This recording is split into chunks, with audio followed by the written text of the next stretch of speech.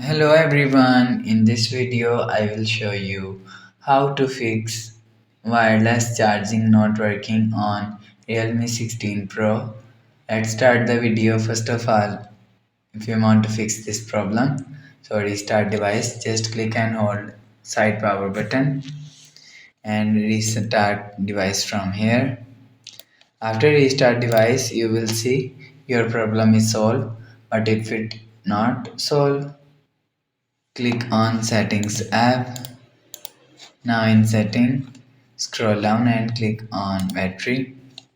After click on battery, click on battery health and turn on fast battery charging.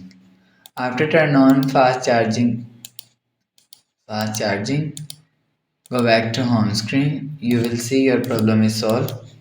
But if it's still not solved,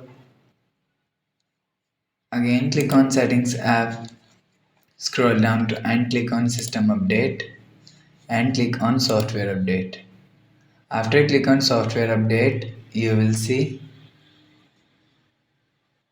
check your software update is latest. If it not latest, update your software latest. After update software, go back to home screen. So that's how you can fix wireless charging not working on Realme 16 Pro. If you like the video, please subscribe. Thanks for watching.